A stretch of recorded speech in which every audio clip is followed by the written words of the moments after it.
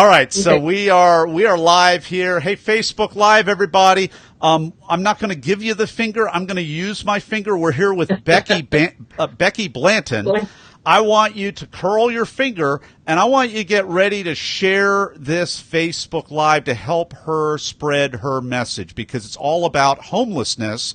We're going to go behind her talk for the first time. Okay, we're not going behind a TEDx talk with Becky.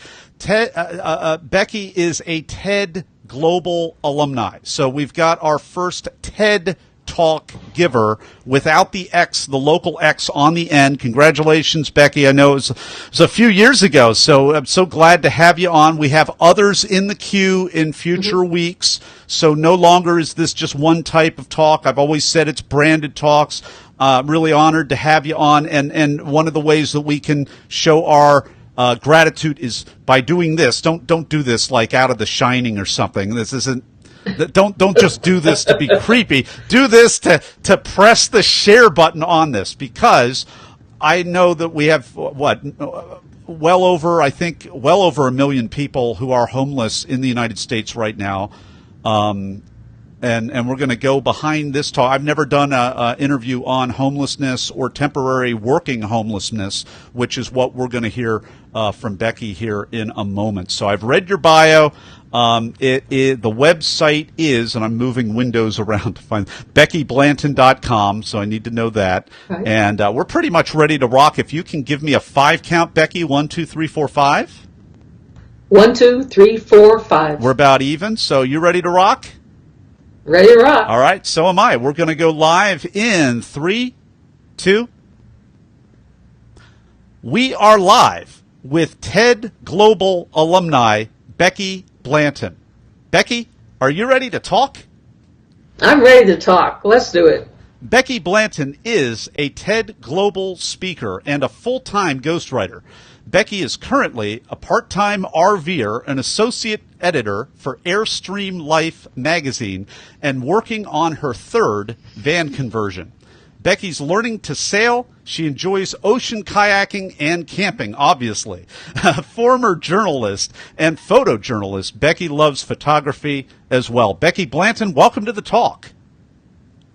Thanks, Nathan. I'm glad to be here. Well, your talk is called The Year I Was Homeless, and this is a great perspective because you talk not just about homelessness, but a very important sector of that, working homelessness. So you describe going in, we all have a joke, going into the salt mines when we kind of complain about going into work, but in your case, you were coming back from work, and it was in the summertime real sticky and hot. In the wintertime, it was very, very cold, and there were all kinds of challenges that you have. And yet, when you finally sat down after a few months and talked with someone about it, it sounded to me like they almost discounted you and said, oh, you're not one of them. You have a job, so you're not one of them. So please take us behind the talk. There are a whole bunch of different sides to this. I'd love to hear it. Take us behind the talk. Okay. I had a job. I was a full-time editor making good money at a Colorado newspaper, and my dad died. And what a lot of people don't know is he was physically, sexually abusive. And so when you have an abuser die, it messes with your head. And I quit my job, bought a van, $700, and hit the road. And the idea was I didn't want to have any regrets. We'd come to terms before he died. He had brain cancer. And I had an essay I wrote for Tim Russert's book, Wisdom of Fathers. And say that again. It kind of about calling him a monster. Becky, it kind of went down the Skype. The Wisdom of Fathers was the name of the book? Wisdom of Our Fathers by Tim Russert. And my essay about my dad came out in that book about the time I started, traveling around the U.S. And what happened was I thought I was just traveling in a van. I've always camped. I've been a raft guide. For me, it was just, you're living in your van. But people around me started saying, oh, no, if you live in a van and you're 50 years old, you're homeless. I was working 2 jobs, but I couldn't find affordable housing. And that's what it came down to was, how people saw me was not who I was, but I started believing this stuff. I started believing the way they treated me, that I was worthless, and useless and some kind of person that was into steal the silver. So it played with my head a lot, and that was kind of what the talk was about. The theme of TED Global was invisibility, and I felt really invisible. And it was actually 18 months in the van. So it was almost 2 years before I stopped identifying with that population. Becky, I'm going to hit timeout right now, and because I think there might be extra sunspots or something going on. The connection is, I'd give the connection an A-, but with your talk and everything else, I want this to be as good as possible. I'm going to continue the Facebook Live. What I'm going to ask, and I'm going to do this also, we're going to both turn off our videos, and hopefully the audio will be more even when we do that. So I've just taken my video down. You've just taken your video down, and we're actually good. So we're going to continue on. That's one of the challenging pieces of this. So, all right. So so correction, Becky. Thank you for bringing me the correction. It was closer to 2 years. My question to you, that you were living in a van, you had endured abuse, you had a hard time finding affordable housing, yet you didn't self-identify as homeless. Looking back on it now, because this was quite a few years ago, what would you categorize yourself as? Do you see it differently now looking back at this time in life, or do you have kind of mostly the same view? I really believe homelessness is not about where you live, but it's about your financial situation and the number of choices that you have. I didn't have a lot of choices because I wasn't making the same money I had been. And the government defines homeless as, differently. They define it as living in a building or a permanent structure designed to be lived in. There are a lot, truckers are basically homeless, because they live in their trucks. I know salespeople, construction workers, all kinds of people. And right now, the big rage is for college kids to buy a van and convert it and travel the U.S. and live in their van. Essentially the same thing I was doing, but a lot of them work, but they're on the road and they're living in a van, but they don't get called homeless. I was 50 at the time. I'm 62 now, and I think age has a lot to do with it too. So it's all about, how you define it, how you see it. Well, and so what I'm hearing from that is perhaps the powers that be need to, as well as maybe some nonprofit groups or NGOs, we need a better working definition of homelessness. Yeah, and the 15% of the homeless that people see are the ones who are, they're addicts, they're pedophiles, they're recently released felons, they have mental health issues. That 15 to 20%, according to the homeless statistics, are the ones that we see on the streets. The 80%, like I was, were, they work full-time or part-time. They're actively looking to get off the street. They're responsible. They lost their housing due to, either a car broke down or somebody got sick or a child or spouse died or there was a divorce. I know a doctor and a lawyer right now who are both living in their offices because they're in the middle of a divorce and the bank locked up their checking accounts. They can't afford to do anything, so they're living in their office. And a few years ago, I knew an anchor person for CNN. I won't tell them your name, but she broke up with her boyfriend and was living in her car. So, at night she's on TV giving the news, and by day she's living in her car. And she did that for a month because he got abusive and she left. So it can happen to anybody. And people tend to stigmatize it by treating anyone who's homeless like they're one of that 15 to 20% with other issues.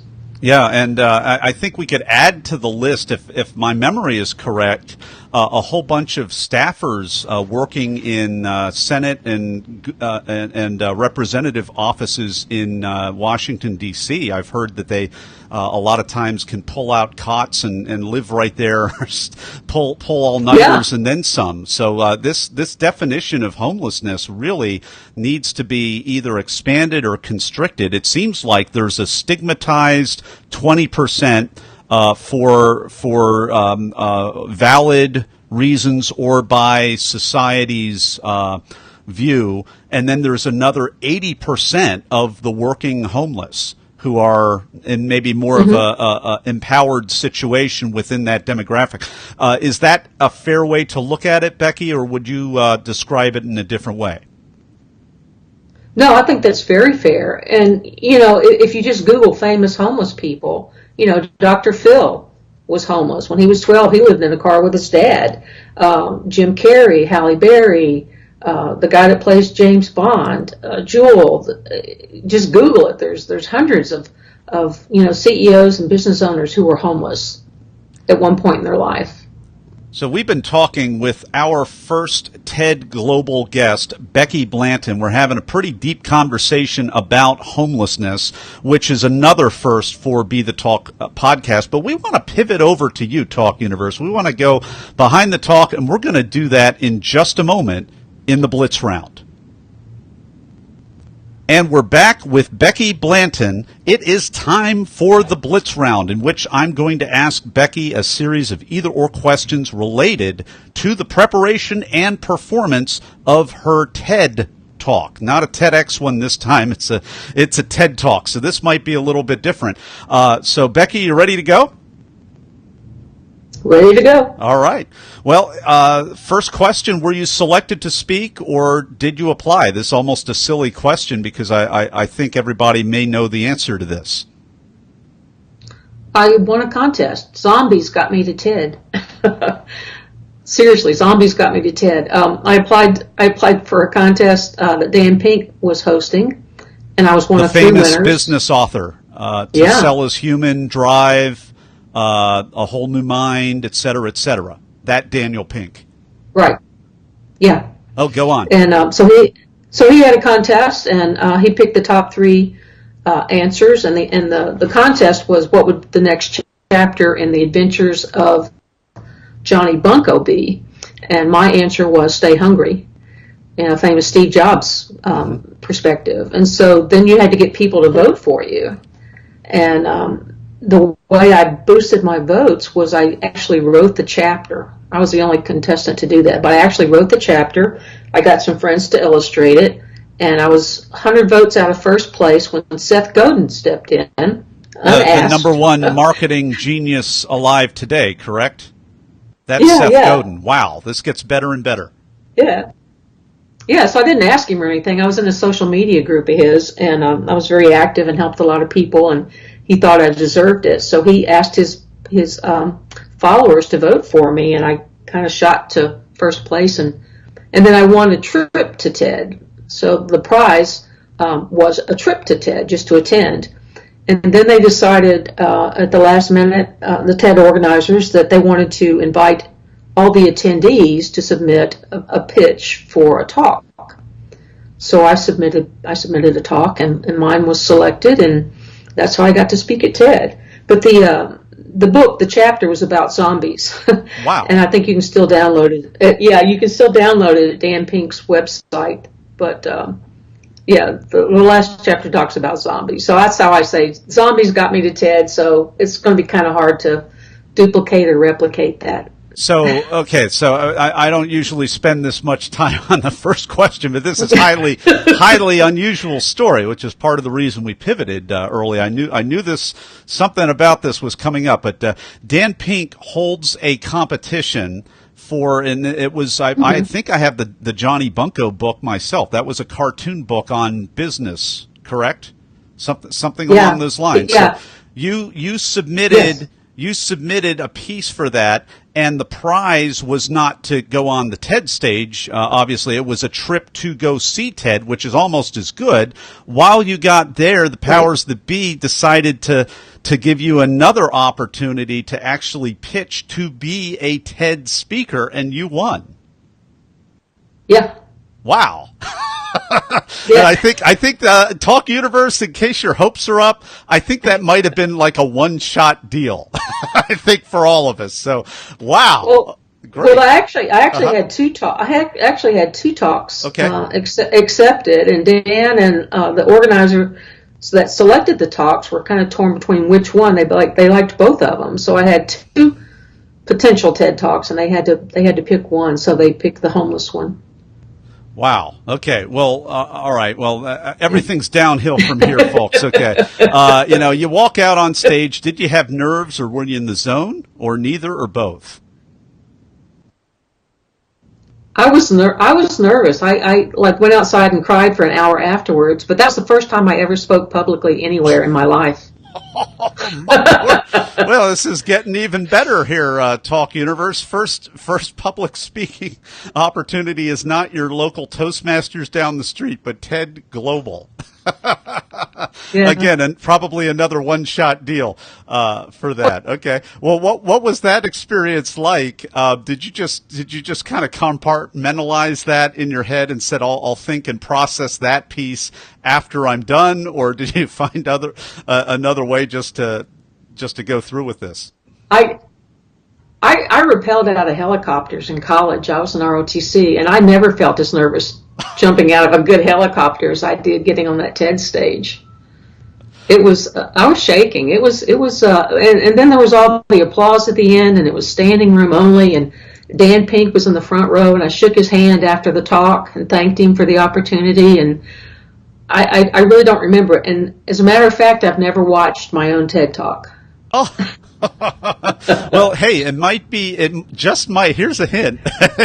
Here's a thought. It might be time to start watching that, Becky, because it's a great talk. I mean, Talk Universe, you're going to be able to see it, and you see this is the power of ideas worth spreading. This is the power of the TED platform in this case, as well as TEDx or any other branded talk that you're giving, because it's about the idea. It's not any other event would have a whole checklist for Becky. What other conferences have you spoken at, and where's your sizzle reel as a speaker, and all these other things. And because of the idea-centric platform, this is not usual. It's highly unusual, but you see an idea very well articulated, which is my point. Becky gets up there. Mm-hmm. You can tell this is not something that she's doing every day, but it makes the power of what she's talking about, working homelessness, even more poignant, because it's not a polished, slick, professional, like some of us with all of our little moves and gestures and everything else that we do. So I think that's the power of the platform right there. Becky, what's a technique or a tool that helped you? Wow. Just being myself, be authentic, just tell people, just share with them, what I felt and what it was like. I worked on the speech a long time. I had a friend that kept saying, "No, it's not good enough. Rewrite it." And well, we all have one of those friends. Yeah, I actually wrote it in the van. I couldn't think, so I crawled into the van to kind of revisit what it was like, and so I wrote the TED Talk from the van that I lived in. How appropriate! Wouldn't have it any other way, right? Right, and then when I got back from London. I got back in the van, I drove out of the airport, and I pulled off into a parking lot of an apartment complex, and I slept in the van. I was so exhausted, I slept in the van, and that seemed kind of appropriate too. It felt safe. So, I don't know, it was a real trip. It changed me for sure. We've been enjoying this riveting conversation with Becky Blanton. Her TED Talk is called The Year I Was Homeless, and you can go to our show notes page at bethetalk.com, and we will have a link to that, or you can type it into YouTube, find it that way, as well as we want you to connect with Becky, because she's got her hands in a lot of different great things, and you can connect with her, let her know how you felt about the talk, and maybe this is a topic that is really poignant for you. Maybe there are family members, maybe you've personally grew up in a situation similar to what Becky is describing. Maybe you have friends, maybe you have other people, or maybe you just plain want to be more educated about it. You want to connect with Becky, and you can do that at beckyblanton.com. Again, beckyblanton.com. We'll have a link to that in the show notes page as well. And we're going to be right back with Becky Blanton for the final word of advice. And we're back with Becky Blanton. It is time for the final word of advice for Talk Universe. Okay. So my word of advice is to remember that no matter where you are or what you're going through, that's not who you are. It's where you are. And a lot of people forget that. So you've got to focus on where you want to be, where you're going, and not on what's happening to you right now. Becky Blanton, thank you so much for coming on the talk today and sharing your wisdom with Talk Universe. Thank you for having me. I really enjoyed it. All right, that's a wrap. However, we still are on Facebook Live, so I am going to let's see here. I'm going to put my Skype video back on, wave hi. I think that worked. I think the tech issues, I didn't have any. I don't think I had any more interruptions after we did that, so I'm going to do that with guests even more. Let's just check the Facebook Live. Want to remind everybody, it looks like we've got some people watching. Again, don't do this like the little kid on the Shining movie. Do this to hit the share button on this interview if you want to help Becky and myself raise awareness for this really need to redefine the working definition of homelessness to be a little bit less vague and more helpful to people. So if that's something that you can believe in, go ahead and spread the message. It's all up to you, Talk Universe. So Becky, any final words before we we're going to do the Skype sandwich with the next speaker. I call it the Skype sandwich, and you're going to have, as our newest Talk alumni, going to have an opportunity to help that person with some advice before our next possible Facebook Live here in a few. Any final words? Yeah. I started a nonprofit to teach the homeless how to start their own business, and it's possible. People do want to get off the street. Yeah, absolutely. Is there a website for that, Becky? It's called suitcasetobriefcase.org. .org. Suitcasetobriefcase.org. I love it. Take care, everybody. Hit share. Take care.